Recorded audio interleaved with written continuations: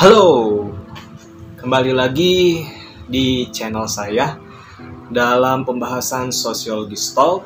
Dan apa kabar semuanya? Semoga di rumah baik-baik saja dan tetap semangat karena masih dalam pembelajaran online. Untuk video pembelajaran kali ini di kelas 10 ya, ini video pembelajaran kelas 10, jangan salah tonton karena masih banyak kadang yang masih nanya yang mana sih videonya ya. Untuk membedakannya, kelas 10 itu backgroundnya warna hitam, kelas 11 warna putih, dan ada judulnya ya untuk kelas 10 atau untuk kelas 11 ya. Dan kalian pun pasti sudah tahu karena saya cantumkan materinya, judul-judulnya pun, dan di setiap babnya pun kalian pasti tahu mana materi kelas 10 atau kelas 11. Nah, untuk di kelas 10 video pembelajaran kali ini saya akan menyampaikan dua materi sekaligus ya.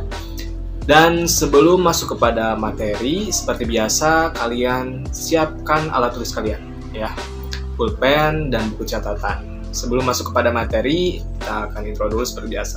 Langsung.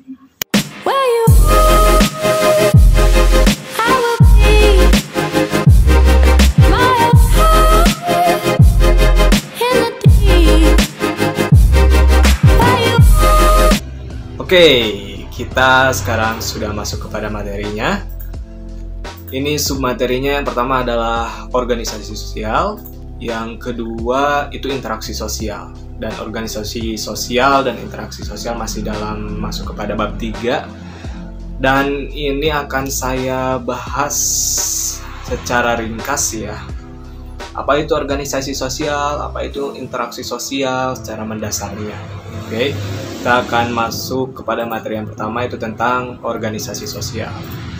Organisasi sosial definisinya menurut Sukanto, organisasi sosial adalah suatu kelompok yang sengaja dibentuk atau dibuatkan struktur dan mengatur hubungan satu sama lain dari sejumlah orang untuk mencapai tujuan-tujuan tertentu yang terorganisasi secara sosial ya. Ini jadi adalah organisasi sosial itu adalah suatu kelompok yang sengaja dibentuk ya oleh individu-individu tertentu dan membentuk kelompok yang mana mengatur hubungan satu sama lain ya dari sejumlah orang untuk mencapai tujuan-tujuan tertentu ya. Jadi yang masuk kepada organisasi dan membentuk kelompok itu adalah orang-orang tertentu ya untuk mengatur hubungan satu sama lain, antara organisasi dengan organisasinya, antara organisasi dengan kelompok lainnya, antara individu dengan organisasi tersebut ya. Dan biasanya di dalam organisasi itu ada tujuan-tujuan tertentu ya yang terorganisir ya. Berarti yang terorganisir ini adalah di mana tujuan-tujuan ini memang sengaja dibentuk dan tujuan-tujuan ini memang sengaja diciptakan untuk mencapai goal atau ya untuk memenuhi tujuan itu ya, dan terorganisasi ini secara sosial begitu ya. Lanjut, organisasi sosial yang ada di masyarakat itu dikelompokkan menjadi dua macam secara mendasarnya ya, yaitu secara berikut. Yang pertama adalah organisasi formal, adalah suatu organisasi yang dibentuk oleh sekumpulan orang atau masyarakat yang memiliki struktur yang baik ya. Kemarin kan sudah pernah dijelaskan, struktur itu ada yang dari paling atas sampai paling bawah, dari ketua sampai dengan seksi-seksi lainnya gitu. Lalu mempunyai kekuasaan ya, tanggung jawab dalam organisasi tersebut, baik tanggung jawab secara organisasinya sendiri atau tanggung jawab kepada organisasi lain atau tanggung jawab kepada lingkungan dan masyarakat di sekitarnya, dan memiliki kekuatan hukumnya sendiri gitu. Contohnya DPR dan MPR itu sudah masuk ke dalam organisasi formal yang dimana organisasi formal itu dibentuk secara resmi ya, mempunyai struktur, kekuasaan, tanggung jawab, dan kekuatan hukum ya. Yang kedua adalah organisasi informal, merupakan kumpulan dari 2 orang atau lebih ya yang terlibat dalam suatu aktivitas yang dibentuk tanpa disadari sepenuhnya. Jadi untuk organisasi informal ini dibentuknya memang lebih dari 2 orang ya, harus lebih dari 2 orang ya, yang terlibat dalam suatu aktivitas, memiliki aktivitasnya sendiri, tapi sadar atau tidak sadar ini tidak disadari dengan sepenuhnya. Ya, contohnya kelompok arisan ibu-ibu di rumah atau di kampung, dan komunitas pecinta cupang. Maksudnya begini ya, kenapa ini tanpa disadari sepenuhnya? Karena untuk organisasi informal itu strukturnya bagaimana ya, secara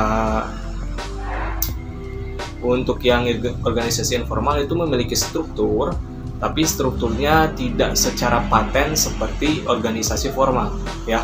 Untuk yang informal ada strukturnya ya, tapi tidak terlalu paten.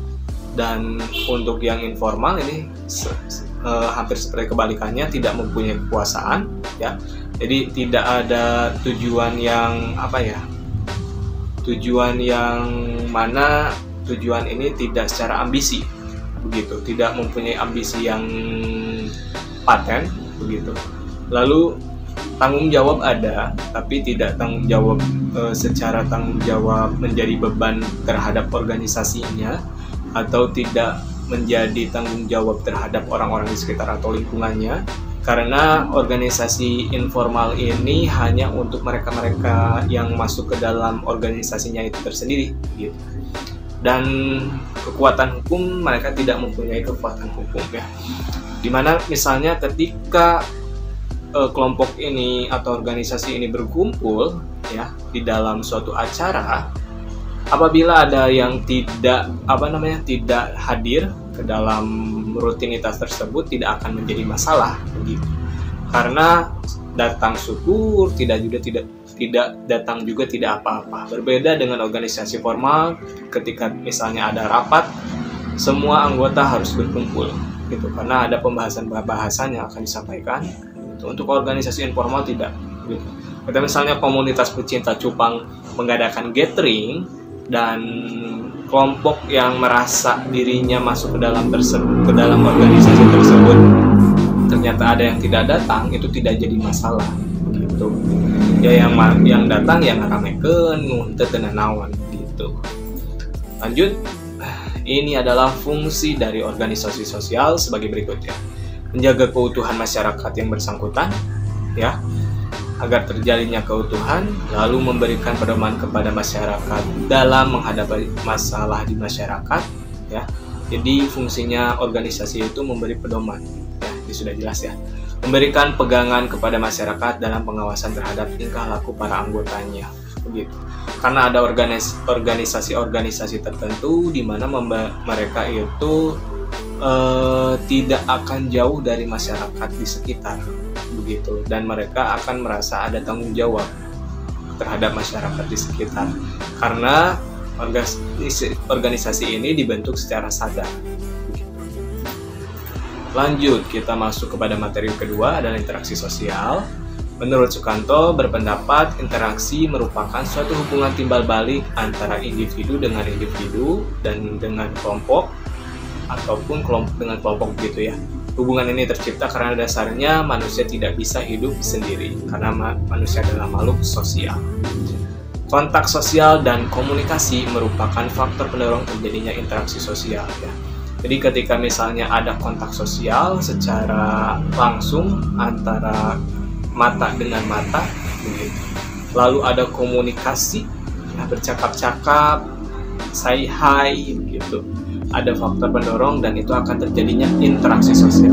Ketika misalnya kontak sosial saja, kita hanya saling melihat misalnya berpapasan di jalan, tapi tidak terjalin komunikasi, tidak say hi atau misalnya tidak salam atau tidak menanyakan kabar, itu bisa jadi tidak termasuk interaksi sosial karena faktor pendorongnya ada dua ya, kontak sosial dan komunikasi begitu. Interaksi terjadi jika dua orang bertemu ya, kemudian saling menegur sapa dan saling bicara dan sebagainya. Karena dewasa ini interaksi sosial tidak melulu langsung bertemu dan apa sih namanya teh, tidak bertemu langsung begitu, tapi bisa saja melalui video call ya, ataupun bisa melalui telepon, itu bisa disebut sebagai interaksi ya, karena bertemunya secara virtual begitu bahasanya ya. Kita video call, saling melihat ya satu sama lain melalui video, bertemu secara virtual, kemudian saling menegur, sapa, bercerita, ini itu, curhat dan lain-lain, dan saling bicara dan sebagainya, itu dikatakan sebagai interaksi sosial ya. Baik, itu saja yang saya sampaikan, semoga bermanfaat. Kurang lebihnya saya mohon minta maaf apabila ada kata-kata yang salah. Jaga kesehatan kalian ya, karena masih pandemi dan masih musim hujan dan entah sampai kapan. Terima kasih banyak sebelumnya. Salam.